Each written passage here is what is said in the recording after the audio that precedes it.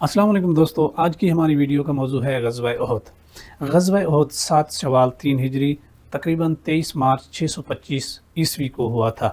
یہ جنگ مدینہ منورہ کے شمال میں جبل احد کے دامن میں ہوئی۔ قریش مکہ بدر کی شکست کا بدلہ لینے کے لیے اپنے 3000 ساتھیوں کو لے کر حملہ آور ہوئے اور مسلمانوں کی تعداد 700 تھی۔ ابتدا میں مسلمان غالب رہے، مگر تیر اندازوں کی ایک چھوٹی سی غلطی کی وجہ سے جنگ کا پانسا پلٹ گیا۔ حضرت امیر حمزہ شہید ہوئے اور خود نبی کریم صلی اللہ علیہ وآلہ وسلم بھی اسی غزوہ میں زخمی ہوئے اور آپ صلی اللہ علیہ وسلم کا دانت مبارک بھی اسی غزوہ میں شہید ہوا۔ جبل احد مسجد نبوی کے شمال میں گیٹ نمبر 333 کے باہر تقریباً 3 کلومیٹر دور ایک خوبصورت سرمئی محل پہاڑ ہے، جس کے بارے میں نبی کریم صلی اللہ علیہ وسلم کا فرمان ہے کہ ہم احد سے محبت کرتے ہیں، احد ہم سے محبت کرتا ہے۔ تو نبی کریم صلی اللہ علیہ وآلہ وسلم مدینہ سے نکلے اور احد پر پہنچ کر اپنی فوج کی ترتیب بندی کی۔ مسلمانوں نے اپنی دفاعی پوزیشن مضبوط کی اور 50 تیر انداز کا دستہ جبل رمات پر تعینات فرمایا، اور کفار مکہ نے بھی مدینہ پہ حملے کے لیے جبل احد کے قریب ڈیرا ڈالا۔ جب مسلمان مدینہ سے نکلے تو ان کی تعداد 1000 تھی، مگر جب وہ میدان احد میں پہنچے تو 300 افراد واپس چلے گئے تھے۔ یہ منافقین کا گروہ تھا جس کی قیادت عبداللہ بن ابی کر رہا تھا۔ وہ اس لیے واپس پلٹے کہ وہ دل سے اس جنگ کے حامی نہیں تھے اور مسلمانوں میں کمزوری پیدا کرنا چاہتے تھے۔ یوں جنگ احد میں اصل میں مسلمانوں کی تعداد تقریباً 700 رہ گئی تھی۔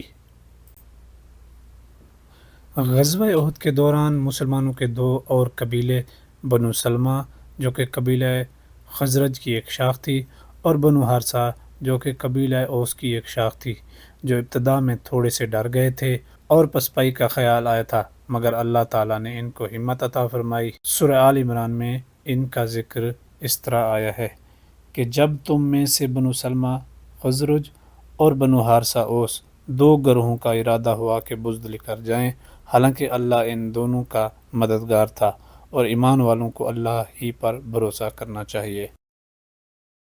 مدینہ منورہ کے شمال میں جبل احد کے دامن میں صبح کا سورج اپنے سنہرے رنگ بکھیر رہا تھا۔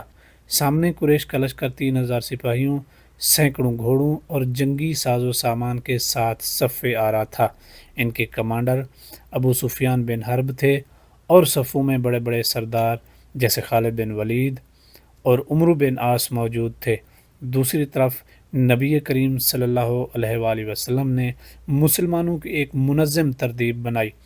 جبل رمات پہ 50 تیر انداز حضرت عبداللہ بن جبیر کی قیادت میں بٹھائے اور سختی سے حکم دیا کہ چاہے ہم جیت جائیں یا ہاریں، تم اپنی جگہ نہ چھوڑنا۔ جنگ شروع ہوئی تو مسلمانوں نے بہادری سے حملہ کیا۔ ابتدائی معرکہ میں قریش کی صفیں ٹوٹنے لگیں۔ حضرت حمزہ، حضرت علی رضی اللہ تعالیٰ عنہ، حضرت مصعب بن عمیر اور دیگر صحابہ نے زبردست شجاعت دکھائی۔ قریش کے بڑے بڑے سردار مارے جانے لگے اور ان کا لشکر بکھرنے لگا۔ مسلمانوں کو فتح نظر آنے لگی تو تیر اندازوں میں سے کچھ لوگوں نے سوچا کہ معرکہ ختم ہو گیا۔ انہوں نے حکم کی نافرمانی کرتے ہوئے اپنی جگہ چھوڑ دی تاکہ مال غنیمت جمع کر سکیں۔ یہ موقع دیکھ کر خالد بن ولید جو کہ ایک ماہر سوار تھے، قریش کے دستے کو لے کر پہاڑی کے پیچھے سے گھوم کر آئے اور اچانک مسلمانوں پر پیچھے سے حملہ کر دیا۔ مسلمان جو مال غنیمت سمیٹنے میں مصروف تھے اچانک گھبرا گئے اور صفیں ٹوٹنے لگیں۔ قریش کا حوصلہ بڑھ گیا اور انہوں نے شدید حملہ کر دیا۔ میدان میں گرد و غبار چھا گیا، تلواروں کی چمک، نیزوں کی چبھتی ہوئی آوازیں، زخمیوں کی کراہیں اور اللہ اکبر کے نعروں کی گونج ہر طرف تھی۔ نبی کریم صلی اللہ علیہ وآلہ وسلم خود بھی دشمن کے حملوں کا نشانہ بنے۔ آپ صلی اللہ علیہ وآلہ وسلم کے چہرہ مبارک زخمی ہوا، دندان مبارک شہید ہوا اور جسم اطہر پر زرہ کے حلقے گڑ گئے تھے۔ مسلمانوں میں اضطراب پھیل گیا۔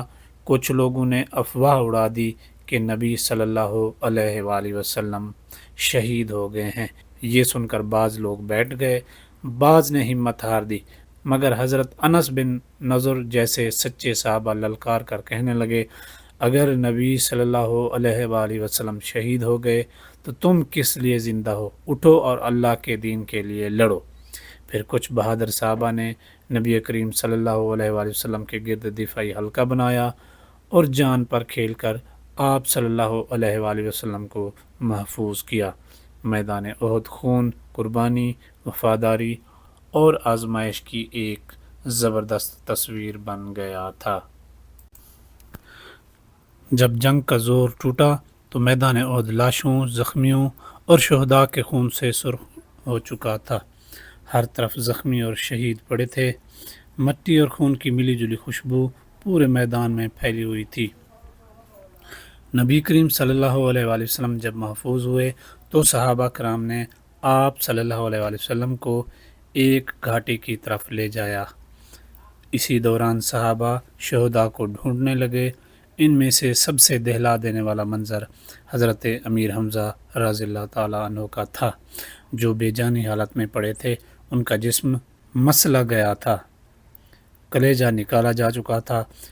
حضرت محمد صلی اللہ علیہ وآلہ وسلم کی آنکھوں سے آنسو جاری ہو گئے۔ آپ صلی اللہ علیہ وسلم نے فرمایا، میں نے کسی پر اتنا غم نہیں کیا جتنا حضرت امیر حمزہ پر کیا ہے۔ میدان کے ایک کونے میں حضرت مصعب بن عمیر بھی شہید پڑے تھے، جنہوں نے اسلام کے جھنڈے کو آخری سانس تک ہاتھ سے نہ گرنے دیا اور ہمیشہ سر بلند رکھا۔ جب کفن کے لیے کپڑا لایا گیا تو ان کا جسم ڈھانپا جاتا تو پاؤں کھلتے، پاؤں ڈھانپے جاتے تو سر کھل جاتا۔ نبی کریم صلی اللہ علیہ وآلہ وسلم نے فرمایا کہ سر ڈھانپ دو اور پاؤں پر گھاس رکھ دو۔ پھر آپ صلی اللہ علیہ وآلہ وسلم نے تمام شہداء کو ایک ایک کر کے دفن کرنے کا حکم دیا۔ شہداء کو خون میں لت پت حالت میں بغیر غسل دیے دفن کیا گیا، کیونکہ ان کا خون اللہ کی راہ میں بہا تھا اور شہادت کی عظمت کی علامت تھا۔ یہ وہ میدان احد ہے جہاں پہ صحابہ نے اپنی جانیں قربان کی اور بہادری کے جوہر دکھائے تھے، اور یہیں پہ ان کے مزارات ہیں جو بھی 70 صحابہ شہید ہوئے تھے۔ یہ جو سامنے چار دیواری اور جنگلہ نظر آ رہا ہے، تمام شہداء کی قبریں اسی کے اندر ہیں۔ یہ جو سامنے آپ کو قبریں نظر آ رہی ہیں، یہ 3 قبریں ہیں، سیدنا امیر حمزہ، حضرت مصعب بن عمیر اور حضرت عبداللہ بن جہش کی یہ 3 اکٹھی قبریں ہیں۔ اس کے علاوہ جو باقی 67 شہید ہیں ان کی قبریں ان کے ساتھ دوسری طرف ہیں۔ یہ جو سامنے آپ کو نظر آ رہی ہے، یہ پرانی سی دیوار جنگلے کے اندر، اسی کے اندر تقریباً 67 جو شہدائے احد ہیں وہ مدفن ہیں۔ نبی کریم صلی اللہ علیہ وآلہ وسلم نے شہدائے احد کے مقام و مرتبے کو امت کے سامنے واضح کیا۔ آپ صلی اللہ علیہ وآلہ وسلم کا ارشاد ہے، میں ان پر گواہ ہوں کہ قیامت کے دن یہ سب شہید ہیں۔ آپ صلی اللہ علیہ وآلہ وسلم اکثر شہدائے احد کی قبروں پر جایا کرتے تھے اور ان کے لیے دعا فرمایا کرتے تھے۔ بعد میں خلفائے راشدین بھی آپ کی پیروی کرتے رہے۔